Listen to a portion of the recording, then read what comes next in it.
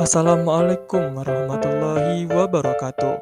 Bertemu lagi dengan saya Ahmad Fenaldi dari Pendidikan Biologi 1 2020 UIN Raden Fata Palembang. Pada video pembelajaran kali ini, kita akan membahas mengenai sistem pernapasan pada manusia. Pernapasan dapat diartikan sebagai proses yang dilakukan oleh organisme untuk menghasilkan energi dari hasil metabolisme.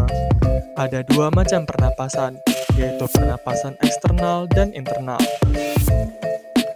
Tahapan pernapasan seluler. Yang pertama adalah glikolisis dan oksidasi pirufat. Glikolisis adalah serangkaian reaksi enzimatis yang memecah glukosa menjadi asam pirufat. Sedangkan oksidasi pirufat adalah perubahan asam pirufat menjadi asetil-CoA. Yang kedua adalah siklus Krebs, merupakan serangkaian reaksi metabolisme yang mengubah asetil-CoA menjadi CO2. Dan yang ketiga adalah transport elektron, merupakan serangkaian reaksi yang melibatkan sistem elektron pembawa yang akan menghasilkan H2O. Selanjutnya merupakan pernapasan aerob dan pernapasan anaerob. Pernapasan aerob dapat diartikan sebagai serangkaian reaksi enzimatik yang mengubah glukosa secara sempurna menjadi CO2, H2O, dan energi. Sedangkan pernapasan anaerob dapat diartikan sebagai serangkaian reaksi enzimatik yang mengubah glukosa secara tidak sempurna karena kekurangan oksigen yang pada manusia akan menghasilkan asam laktat. Alat pernapasan pada manusia. Yang pertama adalah rongga hidung. Rongga hidung merupakan tempat yang paling awal dimasuki udara pernapasan. Udara pernapasan masuk melalui lubang hidung menuju rongga hidung yang dilengkapi dengan silia dan selaput lendir. Yang kedua adalah faring. Faring merupakan rongga pertigaan ke arah saluran pencernaan, saluran pernapasan, dan saluran ke rongga hidung. Pada faring terdapat katup epiglotis yang berfungsi untuk mencegah makanan dan minuman masuk ke saluran udara pada tenggorokan. Yang ketiga adalah laring. Dari faring, udara masuk ke laring yang terdiri atas beberapa kartilago, yaitu arytenoid, korinulata, cuneiform, tiroid, krikoid, dan elastis. Yang keempat adalah trakea. Trakea terletak di daerah leher di depan kerongkongan yang merupakan pipa yang terdiri atas gelang-gelang tulang rawan. Trakea bercabang dua, yaitu kanan dan kiri, yang disebut sebagai bronkus. Yang kelima adalah paru-paru.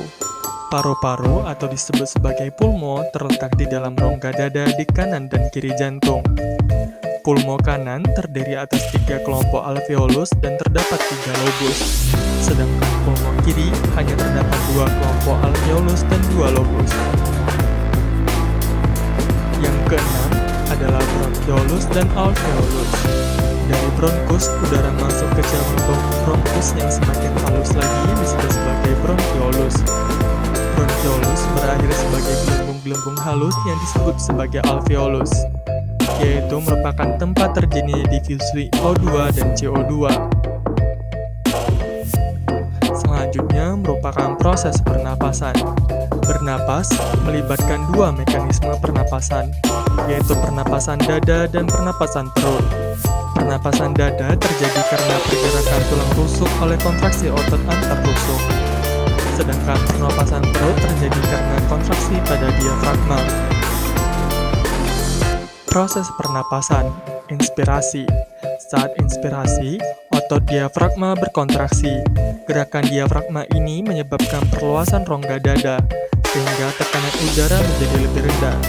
Bersamaan dengan itu, paru-paru mengembang, sehingga membuat tekanan udara lebih rendah daripada tekanan udara atmosfer.